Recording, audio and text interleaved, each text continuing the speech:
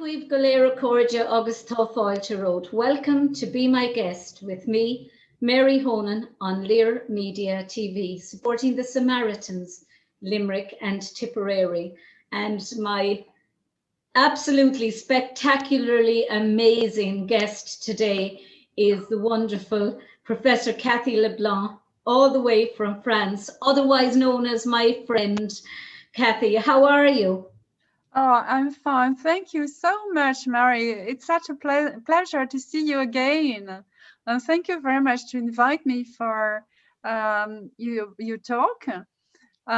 You look splendid. The same to you. I've never seen you with your hair down. It's always tied back. Yeah, that's because of the COVID. How are things in France right now? Is the country opening up? No, not really. Little by little, all the little departments, the administrative divisions are putting more restrictions. And so we have to be at home for 7 in the evening, for example. We are not allowed to travel from a department to the other. We can go and visit somebody who is in a home, for example, 200 kilometers far, but with a paper and everything, the stamp, an email from the home. So restrictions are very much present, and it makes people aggressive, a little bit annoyed and ill at ease. It has never happened. Even people here, there are people who knew the war. The war was terrible in the north of France, lots of boomings and so on. Restrictions are terrible. Yeah, but they've never known. They've never known such a restriction. Even they say, even during the war, they could go out of their home, and now they cannot. So during the war, and during any war, during World War I as well, you knew your enemy. You saw your enemy. You could hide from your enemy. This is an enemy that you don't. That's invisible, and that you hold so many different contradicting views about. Everything contradicts it.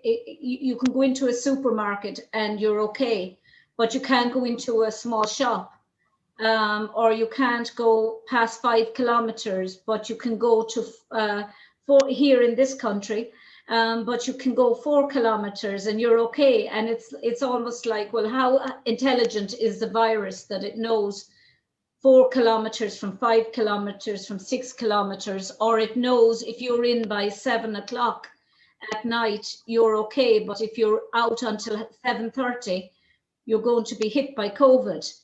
None of it's making sense. And that's what's causing a lot of anger among people. Yes, here anger is present as well. And I really worry for the vision of the other that it is developing. The other means contagion. It's not the other one that I love and by whom I'm loved, but this is a possible risk.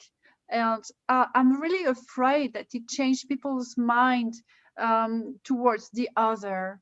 It comes in intimate things. You know, in France, I remember very well the President Macron saying, "Don't kiss anymore." And in France, we kiss a lot, 4 times.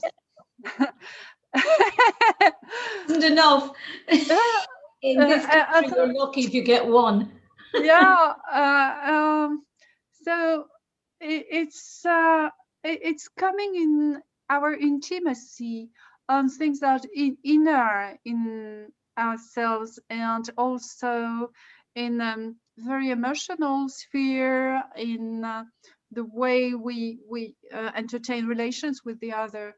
And I'm afraid it might, all these regulations might change things on the long run, that people cannot be so close, or that's what I'm worried about, that we are making others out of so-called out of our friends and out of family members, and that you are actually seeing people as potential virus carriers rather than Yes. loved ones and family members and friends. Yes. And that people who are reluctant to hug anyway at the best of times won't hug at all No. post-COVID, because you know they'll become so afraid. That's what I'm worried about, is that they'll become so afraid that the other person will give them germs, that we'll become a very distant society even amongst our friends. Exactly. Exactly. There are two important things.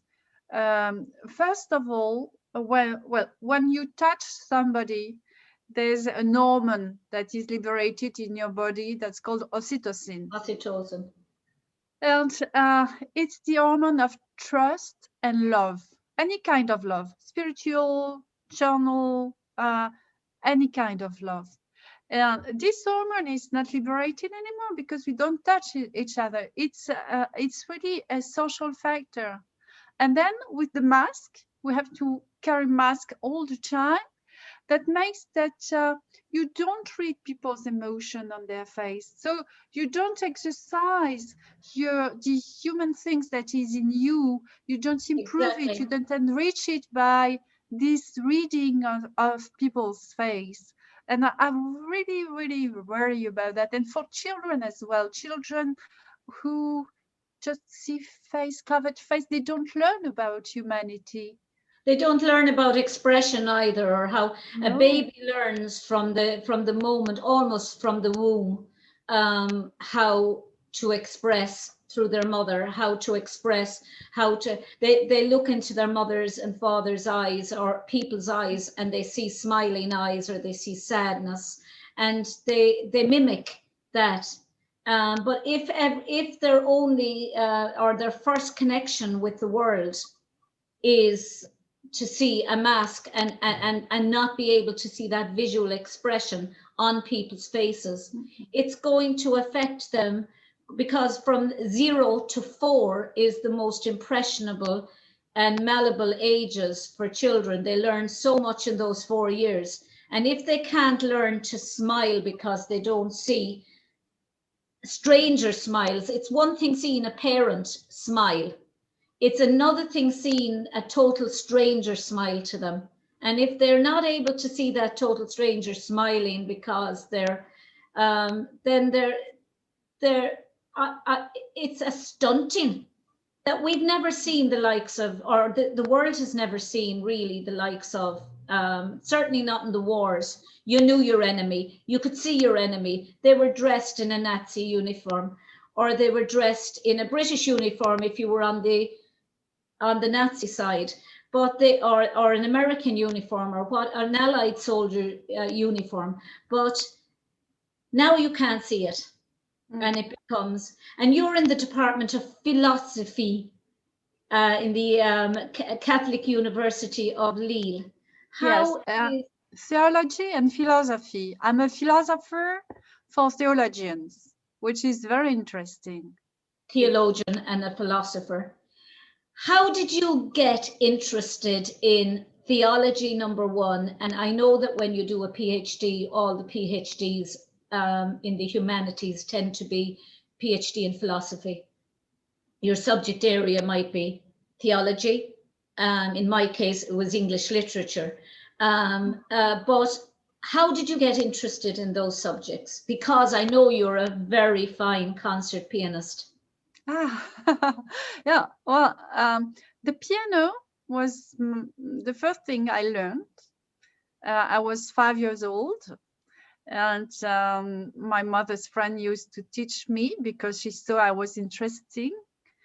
I was interested, so she started to teach me, and then my parents saw that I really had an interest, so they paid for a good professor, and he used to come at home, and he was a concert man as well, and spoke and really lots of languages.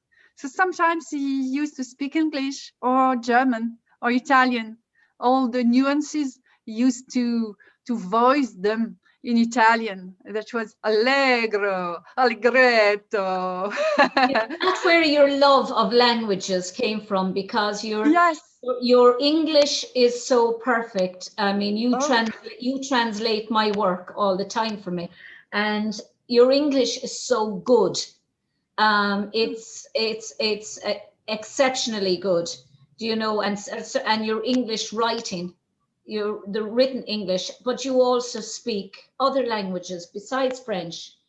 And is that where your love of language came from? I'm sure it comes from there, because also it used to make me work on imagination, imagine the world of the pieces I used to play, and imitate the emotions.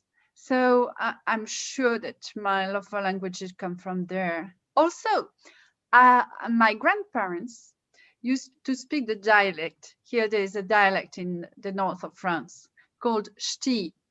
That's a Steve, funny word to say, ch'ti. So my grandfather would only speak that dialect. That's a bad French. That he was a miner.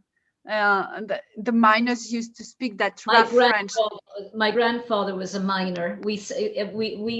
That's one of the things that connected me to you, was the day of my you were the external examiner for my PhD. That's how we got to know each other.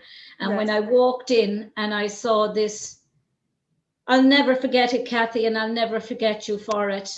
When I saw this big smile on your face, Oh, I actually feel like getting emotional right now, even thinking about it. You're so pent up with stress outside the door, and you walk in and you see this huge smile, and you stood up and you walked over, shook hands and hugged me. And I thought, oh my God, everything that I had been practicing to say outside was gone out of my head. And then when you said your grandfather was a miner, and you suggested I take it in the direction looking at how the children had been treated during the Victorian times, and how they and during the war and now. And I thought, oh, my grandfather. So that connection was there, that we both yes. had grandfathers who were miners. Yeah, yeah. And They, your grandfather was in the Russian resistance, am I right? no, in Somebody belonging to you. the French resistance, but he was a communist. That's where I thought, yeah. He was a communist in the At that French. time, what did it mean? At that time, that meant working like a slave from morning to evening, from to night, being treated like an animal, being receiving coups, receiving bad treatments. And so all those men and women got organized, and being a communist meant uh, um, wanting a claim for equality, for recognizing. That was their fight. Yeah. And there was a solidarity among us, among them, and that was really very, very beautiful. That's not the cliche when you say communist. Oh no, that's an existential position. That's a fight. That was a fight for life for them, with the ideology that everybody is equal. And Yeah. it was. Sadly, we're not. Sadly, everyone isn't equal. Isn't it? Wasn't it George Orwell that said some are more equal than others? Was it George Orwell that said some Exactly. people are more equal than others in their own views? When it comes down to it, we come into the world the same. We go out of the world the same. There's no division between us. But how we live our lives, I don't think people see each other as the same. There's this hierarchy that we live by. But getting back to the music, you loved to feel the music and to get into the heart of it. Yes, yes, definitely, to enter the world and understand the world. And that's what little by little drove me to hermeneutics. Hermeneutics in philosophy, that's the science of interpretation. And when you are a musician, you have to interpret, to question the piece you're going to play. In what condition was that piece written, or this other piece written?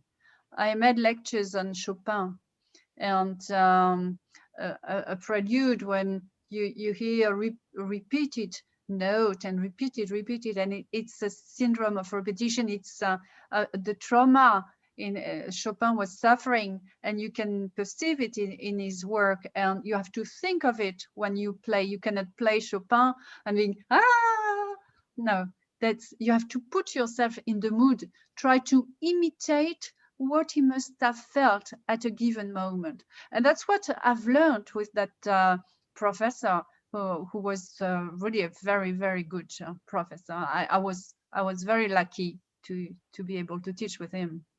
But do you think, Cathy, as well, that there's well, there has to be, and there is, I know it's probably a leading question, but the fact that you were so musical, that you had a musical ear, also translated into your ability to pick up languages. Yes. I'm musical. I could pick up a song, and I know if somebody is out of tune, even fractionally. I've always had a musical ear, so languages, the pronunciation of French, I'd be fluent in, but not the grammar. And I need to actually, before I start confidently speaking it. Do you think that the fact that you had a musical ear helped you? Definitely, yes, because, well, for two reasons also, because I also learned the flute, the side flute, and my book, the handbook, was in 4 languages. So when there was a page with all the notes and the explanations beside in 4 languages. So I was young when I learned the flute. I was 6 years old. I was beginning to read and write, and wow, I saw all those words in other languages, and I tried to see what corresponds to what. What is that word in Italian, in German, in English? And that was a game. So it really gave me a taste for languages. Yes, and it's there's a bound, and the musical education also works you here. It improves your the way you perceive things. It improves your sensitivity. So, do you find now that it's an advantage having well, it's obviously an advantage having 4 languages and being able to speak 4 languages, but do you find that it's a huge advantage in COVID, and it was during complete lockdown, to be able to play, to be able to take yourself out of the present and immerse yourself in someone else's present for a time? And then that it's therapeutic for you, yeah, being able to play. Definitely, it is a door that you can open, and you're outside. When you play the music, you're outside. But my well, for me, the fact of being confined has not been very difficult, because I've got lots of students, and I meet lots of students through Zoom, and I worry for my students a lot. So I was all the time with them, trying to explain the class, trying to receive them for a meeting, discuss the class or their life, be there for a contact. So I was, and I am very, very active with my students and my research. And I meet lots of people by Zoom, or even in the street. When I go out, I see my neighbor, and we speak a lot together. So it's okay. I don't have to complain. I really don't have to complain. Yeah, but you see yourself there, creative people. I was speaking about that to somebody else there recently. When you're a creative person, you're able to adapt. you're able to, Yes. in your case, go into another world through your music or through your writing or through your classes. But people who aren't as adaptable, people who maybe have worked all their lives in offices, who would never consider that they have a creative bone in their body, must find it. People who are always around big families. I have a small family. It's just me. So I'm used to my own company. You're used to your own company for the most part. But people who are used to having lots of brothers and sisters, and seeing and lots of friends, people who have always needed to get out of the house, must feel very trapped now. Yes, yes. Especially Definitely. here in Ireland, where you're in stage 5 lockdown, which is severe. We have the longest lockdown in Europe here in Ireland. Yeah. And it's starting to get to people now. But Cathy, what was your progress into the did you do your master's and PhD in the Catholic University of Lille? No, I studied, well, I wanted to study English and philosophy, but you have to make one or the other in France. At that time, you could not put them together because that was too many hours of classes and that was not possible to arrange the exams. So I first studied English and made my master in American linguistics with I wrote my research on E.E. Cummings. Okay.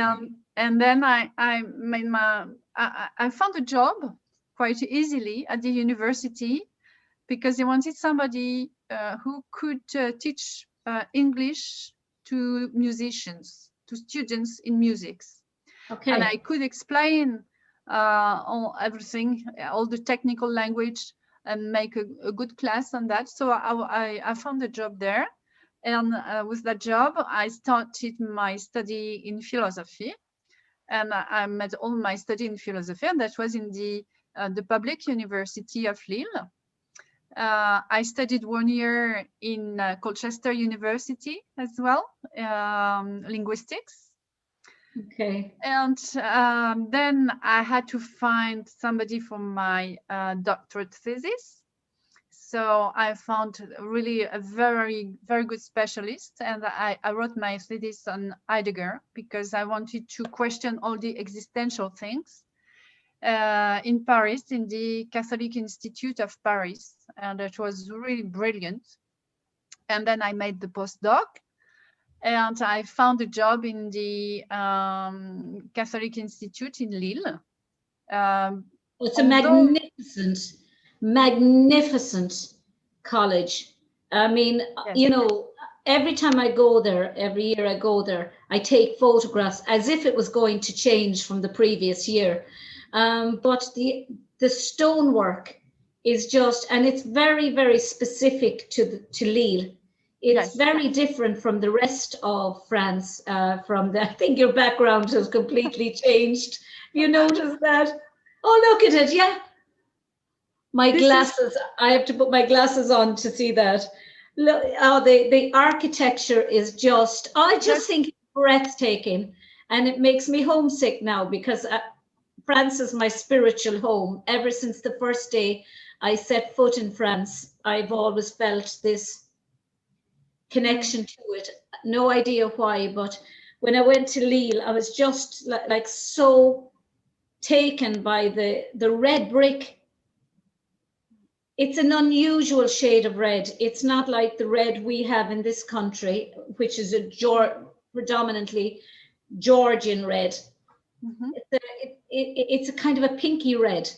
Yes, it depends how they are cooked, how the bricks are cooked, and the kind of sand that is used to make them. It's absolutely, breathtaking. And I keep on photographing. The only thing is I always have difficulty with the ID. Well, all of us do when we're trying to go in. We're all there and it just won't let us in. And we're all trying to dodge in with the only person who can actually get through the machine. you'd see two people running in to try and get through. So funny when that happens, but it's fabulous, you know. It's yes, it was made after Oxford. The Catholic University in Lille was built at the end of the 19th century in 1875, and that was an order by two brothers, two industrials, the Vaux brothers, and they wanted a university in Lille, and they paid for it, and they wanted it to be built after Oxford's University. So that's the architecture. That's just behind me. You can see the similarity between it and Oxford. Yes. Not that I was never in Oxford, but from images of it, it's just absolutely spectacular. But how, you know, has anybody gone back to the college now at the moment, or is no? Everyone it has been closed for almost 1 year now. So I'm just teaching from home. It's quite comfortable, actually. Yeah, but are we becoming? I'm worried that we're becoming institutionalized, and that somebody mentioned on a site I was on yesterday that it's almost like the Stockholm syndrome, where we're getting quite comfortable with being locked up, and are we going to start using excuses and saying, well, we don't need to go to work, we can work from home, or employers will start saying, we don't need to be renting offices, or the college could say, sure, why do we need to open up the college again? Can't you all work from home? Exactly. That's a risk. That's a big risk. Yeah. And with that comes distancing from humanity, and we become insular. We need human beings to survive. Mm-hmm. Yes. Yeah. Well, the Zoom does not replace the physical exchange. That's sure. When you're with the person, there are things that happen that do not happen in Zoom. It's very difficult to teach through Zoom because when you are in front of people, you can sort of carry them. I don't know how to describe it, but when I'm in front of my students, I can carry them. But now I cannot do that with the numerical things, with the screen, and I cannot carry them. So it's quite strange. I don't know what I have to touch, what I have to grasp. Yeah, it's very, very difficult to replace the human contact. It's very difficult to replace being in the same room as another human being, engaging with them in a way that you can't possibly engage when you're sitting there, I'm sitting here, we're just talking to each other on a one-to-one basis. But there, you know, that the actual physicality of being inside the same room and being potentially able to go over and give somebody a hug or have a photograph taken with them or whatever. I'm thinking of the event that you organize every year. And I was fortunate. I was blown away when the first time I met you at my doctorate defense, and you invited me to the Catholic University of Lille to speak. And you know, I'm still the only one that's speaking in English because I'm so afraid to actually speak because my grammar is so bad in French, but I'll get it. And you organized this conference. It's the colloque. It's just my car thing there for my car bleeping. You organize that every year, And tell the listeners about that. Why did you feel that there was a need? What interested you in the Holocaust to start? Why, when you had done your master's in English and your PhD in philosophy and that, and you're a theologian, what drew you to the Holocaust and to organize this event every year for academics and for people working in the area of Holocaust research to come and talk about their chosen subject? You always choose a different topic every year to look at, and it runs for 3 days in March. This year we had it on Zoom, and I did stay for every single talk, because I was hoping to soak up all the language, you know, and that something would start making sense to me. But when did you get interested in the Holocaust?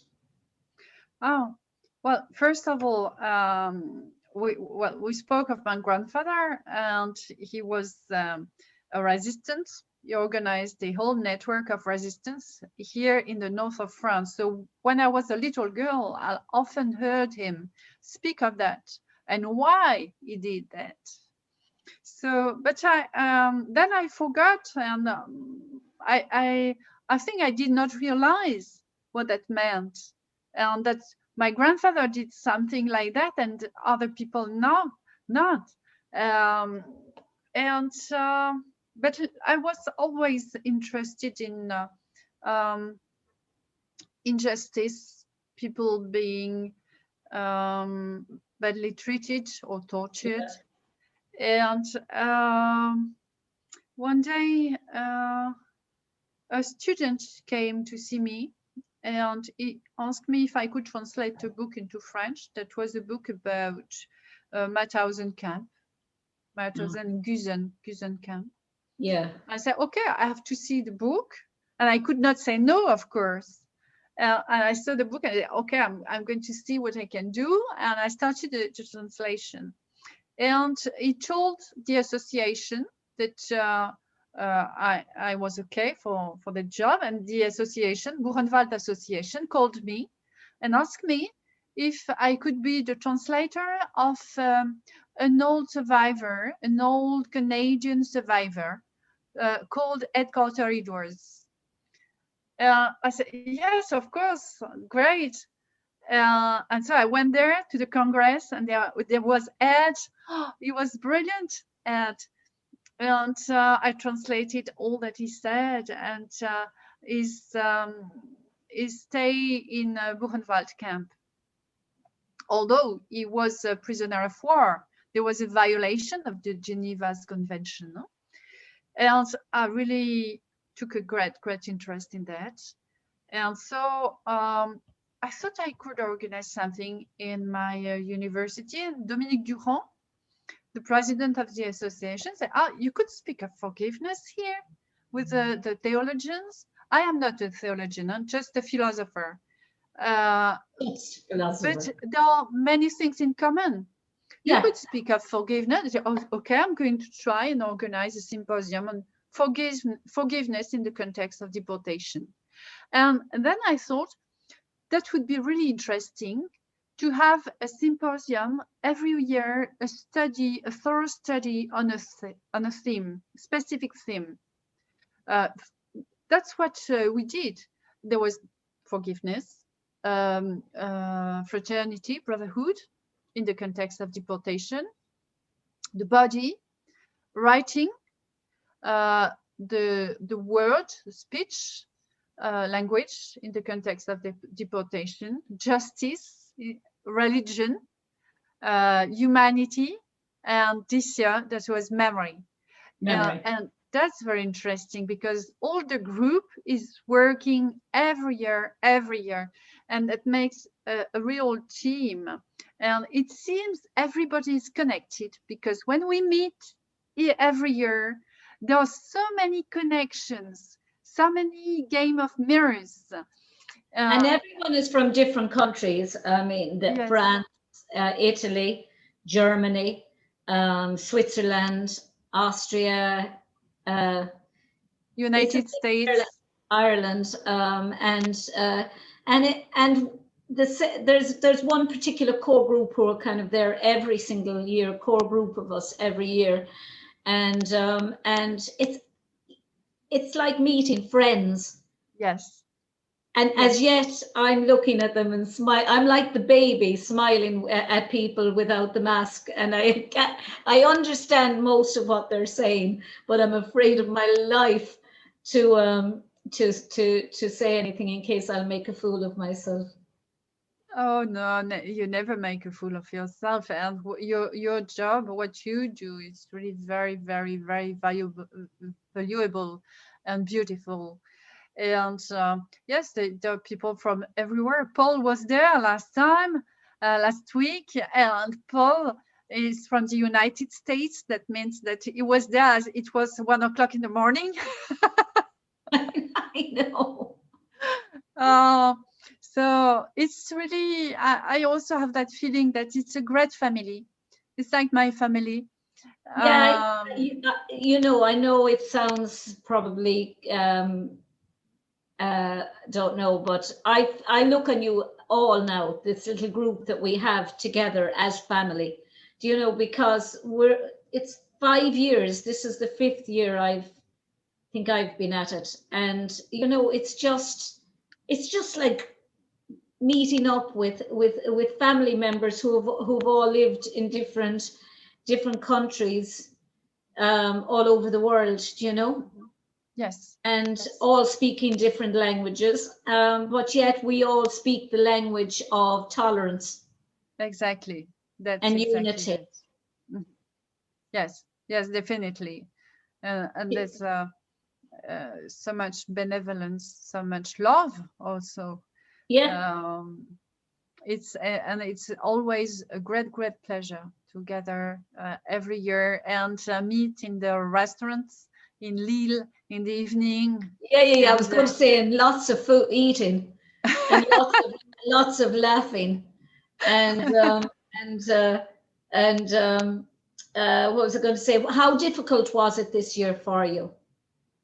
Oh, well, last year I didn't manage to make it because I organized it, and Paul had taken his ticket from the States, and everybody had a plane ticket. I said, gosh, and my university forbade me to organize it on the spot. So I had to cancel everything, and I didn't know how to organize. So I decided to publish the book, to gather all the papers and publish the book. So I'm still waiting for it because all the job is done. I've corrected all the papers and articles, and I'm really waiting. My publisher is late. I'm going to give a good phone call. But he's lovely. Isn't that the gentleman that's always there with his wife? Yes. Well, it will come soon. So that's called the Humanity. I'll have my piece published in French. I'm so that might actually, even reading that and knowing what might actually help my French as well. Yes, definitely. Yeah. And this year we managed to do it with Zoom, so that was okay. Everything went well. I recorded the symposium, and I would like to gather all the papers quite soon, so as to be able to publish it. Yeah. So it's okay. Things the work is going on. Maybe we could not see each other more than that, but still we were together. We worked together, and I think we have to be happy with that. The work is going on. The work of memory, the work of reflection, the thinking for prevention of genocide is going on. So we should be happy with what we I'm have. interviewing a woman tomorrow. I was to interview her this morning, but she didn't feel well. She's living in Geneva, and she's the lawyer at the UN for the High Commissioner of the United Nations, and she's also a whistleblower. So she has actually released all the letters and that, and tapes say that the United Nations have been for years giving China the names of Uyghur dissidents, Uyghur Chinese dissidents, Oh, yes. or Uyghur Muslims, as well as Tibetans, and as well as Hong Kongers, to the Chinese government ahead of time when they're supposed to be turning up to speak in opposition to the government. And many of them are being persecuted and put into concentration camps, and their families are killed, or they're vanished. Yes. And I'm thinking to myself, have we learned anything at all? Has the world learned even a fraction about complicity, about silence, about reticence, about the horrors of trying to change a person, of trying to imprison a person for their having a different view? Have we learned anything, Cathy? I don't know. It's as if the history was repeating all over again. It's very strange, but and I'm not sure that the lesson of the war has been learned, has been is still vivid, and I really worry, and I work also on the kind of knowledge. What kind of knowledge can we give the young generations from the war, from the concentration camps, so as to prevent them to become perpetrators, so as to push them towards tolerance and love of the other? So that's a big question. I mean, this re-education camps that they have, that apparently in China, that's pretty grotesquely worrying also, that people would try and imprison children, imprison human beings at any age, and try and refocus their way of thinking because it didn't fit the way that the government, and because it's coming down for, it's government sanctioned, in the same way as Nazism was government sanctioned. It makes it even more vile, because the illegal acts, the acts that we consider humanly repulsive, are legal because they're sanctioned by the government. They're legal, but they're not moral.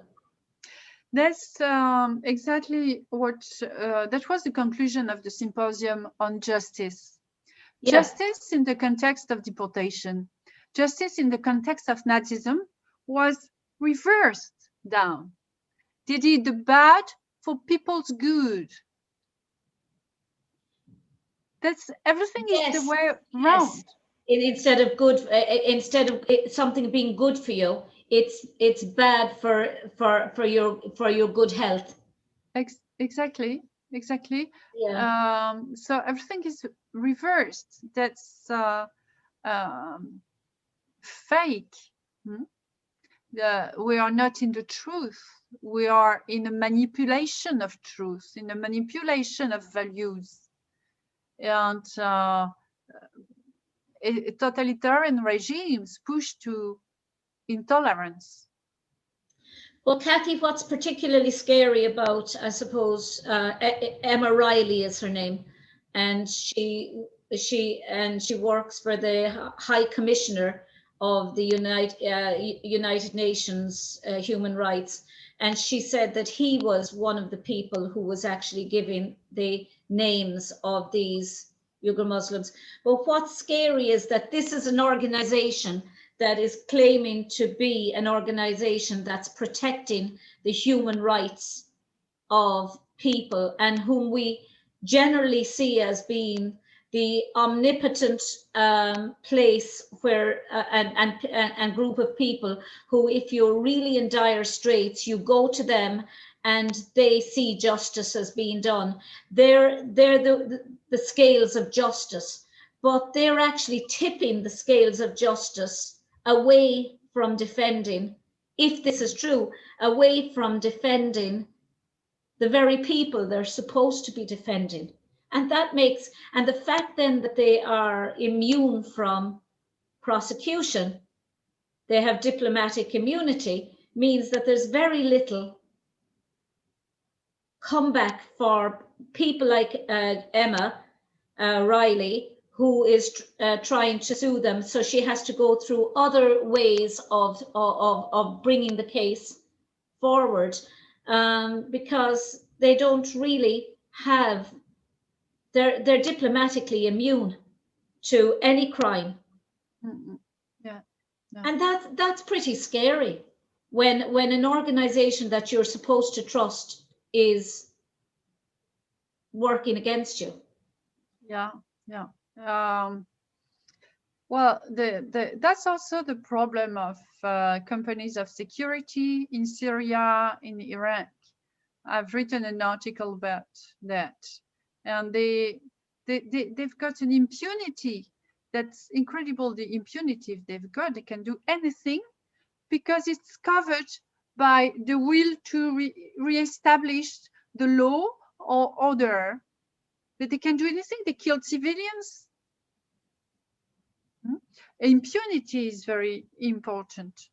Impunity is, and the Chinese make everything in impunity towards the Uyghur, and it's.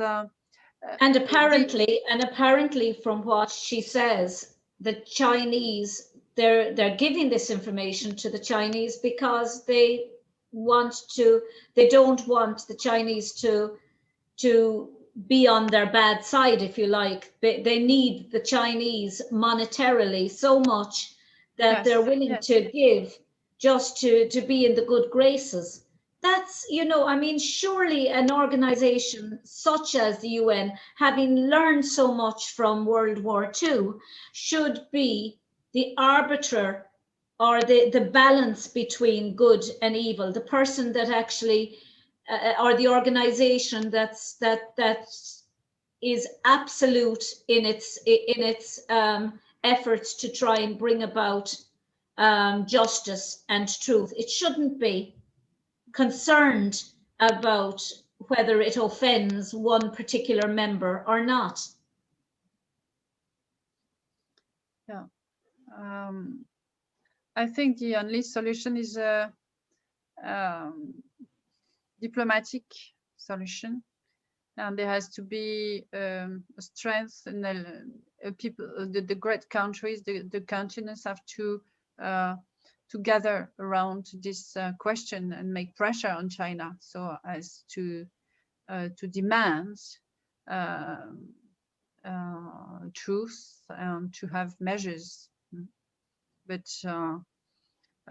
it's a huge country, and there's no report. We've got very little information and very little freedom to intervene. So the only thing is economic pressure and change, but that's only be on the long run because we are dependent on China. That's what I was just about to say. It's such a big country. It's such a gross, vast economy. Exactly. That countries are afraid to actually get on the wrong side of, and yet, something has to be done. Well, where to from here now for Cathy LeBlanc? What's creatively and academically? What's next? You mean? What's next is, well, the book on memory, And I also working on the body, the question of body in confinement. So I would like, I've written half of the book on that, and I would like to finish it, and to also be very present to my students. But I also would like to go on playing the piano. Last year I played in a church. Putting the music in during this show. Uh, We played Claude Debussy's Claire de Lune. Claire de Lune de Debussy. Yes, I love that. And find my equilibrium in between music and teaching and searching and seeing everybody from the little world of the symposium. That will be my greatest pleasure. I'd like to set up something here as well, similar. You know that. Yes. Because I think here in Limerick, during World War II in particular, here in Limerick, not during World War II, but 1903, Catholic priest Father Cray incited violence towards the tiny Jewish community. It became known as a pogrom, even though no one was killed. Violence, destruction, damage to property, and people felt that they had to leave, and they left. And since then, I suppose within 100 years, Limerick was one of the only counties in Ireland, one of the few counties to refuse to boycott Israel. And Limerick is I received a civic reception and a civic honour for my research from Limerick, for my research on childhood and for the interviews I do. And I just thought that within 100 years, we have painted, you know, some people, when they think of Limerick, they hear pogrom towards the Jews, but I'd like it to be known for the reverse. And in 100 years, so much has happened, and we have become the defender, if you like, when we refused to sanction Israel, and when our council refused to sanction Israel. And my reception, I felt, was some way towards, wow, things changed, you know, in a city and in a people. And why can't the whole world change? Why can't we learn?